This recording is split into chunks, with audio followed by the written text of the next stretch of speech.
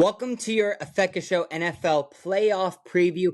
In this video, we're not going to get strictly into betting. We're going to be talking about each individual team, recap of their season, and the path to go ahead and potentially win this whole thing. I'm filming this on Tuesday night ahead of Wild Card Weekend. And I have to go to a party on Saturday night instead of watch football, and I am upset, but that's fine. We will continue. First, we're going to start off with the AFC, all the way down to the NFC. We're going to start from 7 to the first seed, and then in each individual team, by the end of that, I'm going to get myself a sweet treat after we're done with all 14, so that's what I'm personally looking forward to. We're going to start this off with one of the most unlikely big seeds out there. That's going to be called the Buffalo Bills. So their season was basically just like, okay, your defense sucks, but Josh Allen's a god.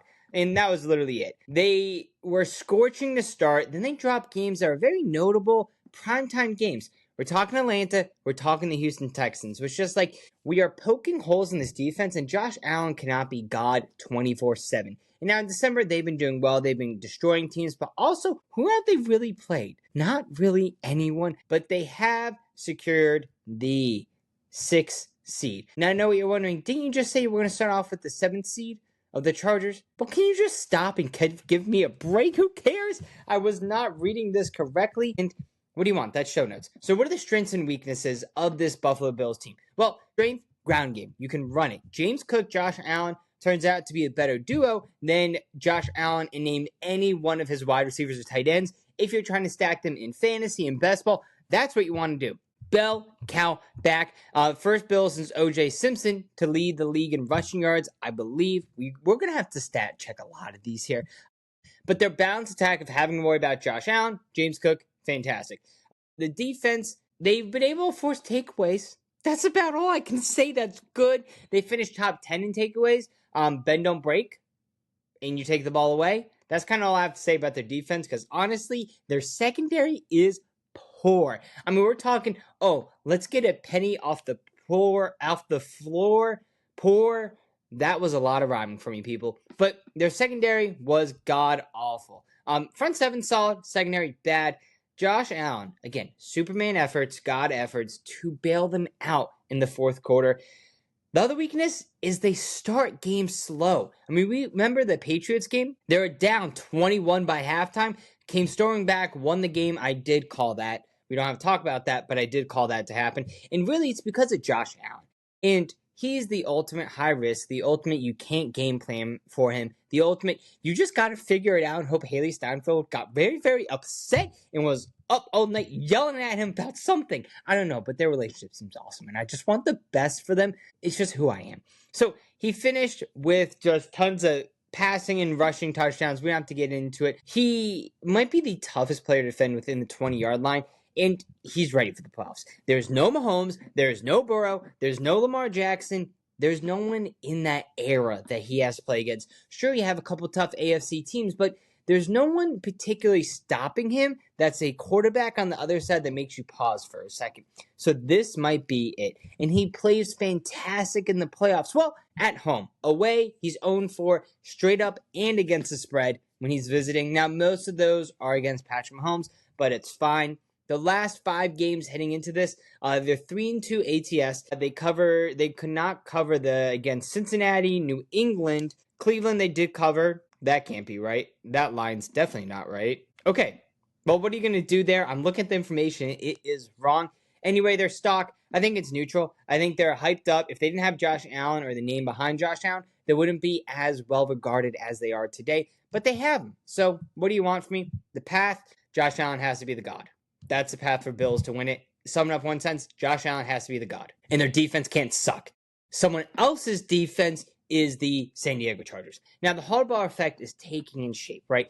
Chargers completely flipped their identity, and now they are in a playoff team. Physical force, physical burst. Ness was always just a little aspect of theirs, but now there's pounding the rock, and they have a true identity, and their grittiness has been flashing. Just because it's like, that's a tough team, that's a tough out. That's what they have. And it's really because of this defensive front and pass rush. You have Tuli, I can't say the last name, and Khalil Mack. They're relentless. If they were to come running at me, I would be so scared. I'm not saying I would be holding a bag of groceries, but if I was holding a bag of groceries and they came at me, I would drop them.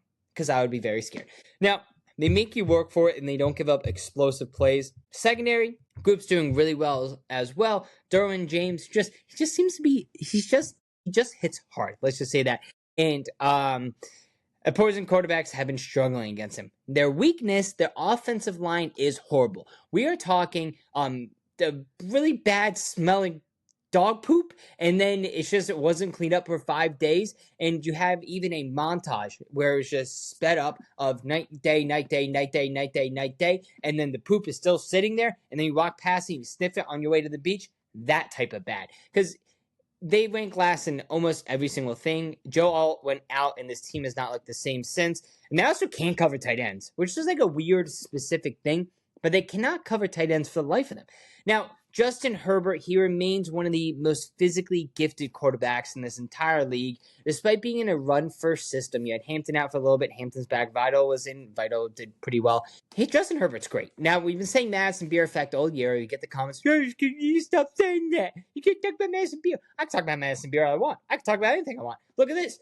Flaming Hot Cheetos, I had those before. Didn't see that coming, but now you do. So when you have this type of quarterback, you're truly never out, and he does have playoff experience. There is a stat going around where basically if you have not been in the playoffs before, it's a different game, you don't do good. He has been in the playoffs before.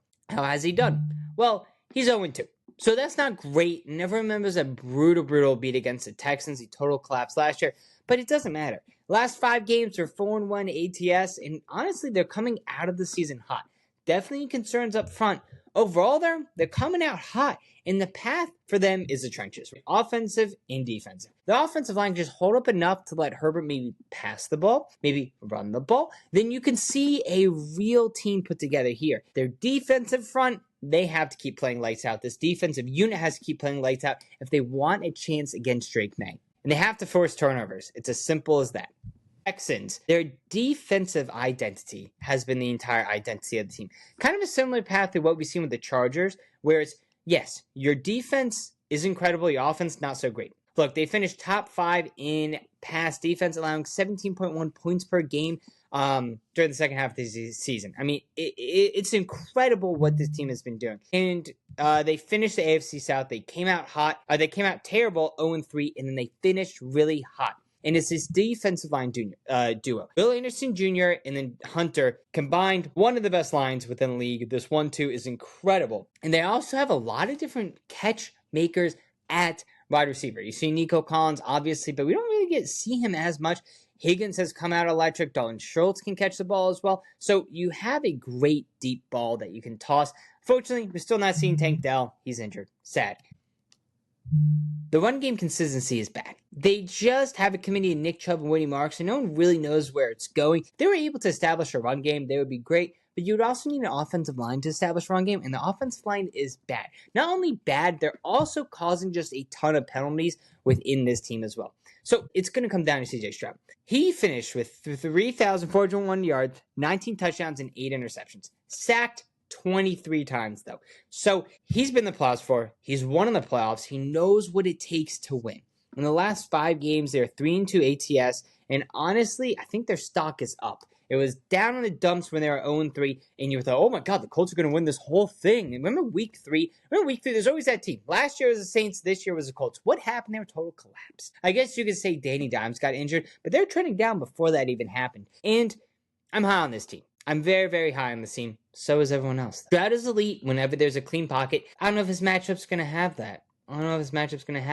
But you do have such an aggressive pass rush that it's going to be very tough because you're playing against the Steelers. Time for the Steelers recap. AFC North Kings, 4th year divisional title drought against the Ravens. Week 18, absolutely insane game. If you haven't seen my recap, go ahead to my channel now. Just skip to that time. They have an engineered identity. So under offensive coordinator Arthur Smith, this Pittsburgh team, whenever Aaron Rodgers can play and he's not going like this, can play bully ball. They can run the ball. They have a top 10 rushing attack. And Kenneth Gainwell, I'm an Eagles fan. Where's my Eagles hat? Eagles fan. Kenneth Gainwell is great. Let's not make a mistake of that. They probably got great value for him over at Pittsburgh. So that 1-2 with Kenneth Gainwell and Jalen Warren is fantastic. No wonder you had to get Najee Harris out. Fun fact, a friend of a friend has a friend that works in some Pittsburgh, whatever. and they had Najee Harris come in and test, and he was not nice to people. So I always remember that. I never liked Najee Harris. I thought he was a fraud. And look, this defense has been coming on late. We're starting to give you some old, weird Steelers voodoo defense vibes, which I personally love. I mean, it's the pass rush duo, TJ Watt, Highsmith, Nick Herbig. I can never say it right. All I see is just Colin's name, just like saying it and announcing it in my head. But look, they're incredible strip sacks, turnovers. This team lives off of turnovers. And we all know if Hardball won that game, Tomlin would have been out of here, but he didn't. Another great strength is Chris Boswell, unless it's to go ahead and put the game up by 3 for an extra point. But he has been lights out besides that all season, folks. I mean, one of the best kickers to ever do it. The offensive tackles, they're young. They're young. 2 sophomore tackles. They're getting it together, but they've been having some growing pains, especially with Aaron Rodgers there. And you also don't have a great secondary. So what you're experiencing is bad trenches on the offensive line, but then good trenches on the defensive line, but your secondary is bad. So that's always not fun. And Rodgers, so, that's the other aspect that we really haven't talked about. He was elite. He was calm for the Packers, not for the Packers. He was calm for the Steelers. He was calm for the Packers. He's better with the Packers. But look, he's playing for his legacy. His average depth of cut that little part. His average depth of target is the lowest it's been in his career. But he has been putting up numbers for this Pittsburgh offense, and he truly is not the problem. I think he's playing a great game. You can only play the game your offensive coordinator designs for you. That's what I keep telling myself about Jalen Hurts. And look, in the last 5 games are 4-1 ATS. Some notable wins, covers there. It was just incredible. It was truly incredible. I mean, they lost to Cleveland, and you knew coming off a bad loss they weren't going to win. I don't know how they're going to feel after this electric win in Baltimore. I feel like it's in every other type of team, similar to the Carolina Panthers. But look, underdogs are 3.5 points or more. They're 3-1 ATS. They have to win the turnover battle. That's the only reason they got back into it against the Ravens, and just some insane luck. For instance, the Ravens secondary tripping on the go-ahead.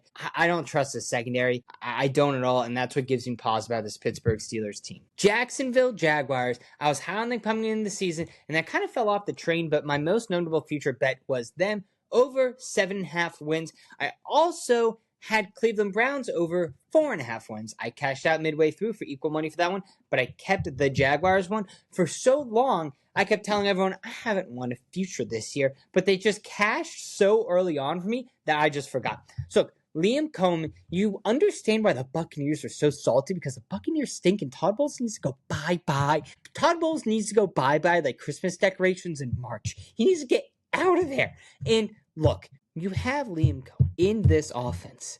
27.9 points per game. Trevor Lawrence is playing insane. They have a winning streak, and they're officially the team that no one wants to play. Now, their schedule has been a bit iffy, but no one wants to play them. I think it's definitely pumped up because of the Broncos, but the Broncos are the biggest fraud team I've seen in my entire life. I do not care who's playing against them. Even if it turns out to be the Steelers, I'll be betting on the Steelers. Make note of that. Make note of that right now. Call me out on it. Because if I go the other way, there's probably a good reason, but I'm going to be wrong because they'll lose. So I'm going to be wrong in the future. Now, what are their strengths? Well, sacks. They get a lot of sacks. I mean, Josh Hines Allen, Trayvon Walker, they have been killing tackles all year. Offensive versatility. Trevor Lawrence, he can rush the ball, he can throw the ball, ETN can run the ball. It's always just some breakout run. Kind of similar vibe to what the Eagles were last year, except the Eagles defense was definitely way better. This Jacksonville offense can just pound the rock and get down people's throats. Weakness is special teams. They've surrendered 3 touchdowns per year this year. So you got to clean that up. That is a phase of football in the 3-phase offense, defense, special teams. You have to clean that up. And now the offensive line, they're solid. They're solid, but there's a lot of injuries to them. And you got to get guys healthy, especially if you're going to go against a pass rush. But if you're going against the Bills defense, it's kind of like you can do whatever you want there. It's basically the first time you get Lunchables in your life and you go, wow, there's a pre-packaged candy bar in here. And I don't know if this is meat, but my mother gave it to me on a Ritz crack and I ate it. And that did not come from my childhood because my mother would never give me a Lunchable. So I'm just projecting and feeling what other kids probably would have felt. So Trevor Lawrence, though, as I said, incredible season. I mean, the level of confidence that he was playing with, better than anything I've seen since its Clemson days, really goes to show you, okay, when you get to this league, there is so much talent, especially if you're like a superstar like he is. I'll say he's a superstar. How can you not? Everyone knows Trevor Lawrence. He's a star. He's not a superstar, he's a star. And here's the thing. With Trevor Lawrence, if you give him a competent offensive coordinator, which is what we're seeing in Liam Cohen, a competent coach, he's going to do well. I think he's peaking at the right time as well. He seems like he's playing confident. 5-0 ATS. They're going to take this playoffs by storm. No one's talking about them, probably because they're playing the Bills in the first round. Now, look, are the Bills going to win? Maybe. I mean, if you're saying this wasn't a playoff game, I'm going on Jacksonville. I mean, Josh Allen's horrible on the road. I'm not going to give out my pick yet. But if this number trickles down more, that's not in favor of Jacksonville, aka it goes from +1.5 to +2.5, I'm going to have to sprinkle on it. You're going to have to sprinkle on it. Jacksonville's a front runner when they lead at halftime. So I also might do a first half Jacksonville, second half Bills. That might work out very well. You also have Little. And that's also a wrinkle in it where he could basically kick a field goal from 80 yards. So very, very impressive. Second seed is the Patriots. The Vrabel era begins. And now back in the Bill Belichick regime, you haven't won. And there's toughness culture. And now that toughness is back in New England. And I don't know if I like it or not. Because I feel like with New England, it's like kind of, oh, they're a little bit preppy. No one really likes them. I like Vrabel and May. I do. I don't really want to like them. But look, my team's in the NFC, so I think it's okay. They won the division. Impressive. They finished second in scoring 28.8 points per game. Now, they had a dominant finale and just absolutely destroyed the past two teams. Strength is a deep ball. They get chunk plays very well. Drake Maye, as we know famously from Part of My Take, did not pass for over 300 yards many times, but it was just always consistent yardage. He was on my fans team. I felt like it was just 25 plus points every single week. Red zone defense stinks, and now this is a big aspect because how are the Chargers going to do in the red zone? I don't know. Let's say they move on to the next game, though. They're going to be playing either the Jaguars or the Bills. They're going to get destroyed in that one because of that defense. And look, 70.3% allowed. And think of the teams they're playing, like the Jets and the Dolphins. That's bad. Their interior health is not good as well. Milton Williams, look, brush it up the middle. Profile, though, Drake Maye, absolutely dominated. 72% completion percentage. One of the betting favorites for the MVP. I think Stafford might actually win it, but he does fantastic under pressure. 103.1 passer rating. So a lot of people, they fold. He doesn't fold and don't break. ATS in the last 4-1. Impressive as well. They're beating these teams by a wide margin. Now, Giants bad, Buffalo good, lost though. Baltimore, they kind of stunk, let's just be honest. I mean, they didn't run Derrick Henry in the second half.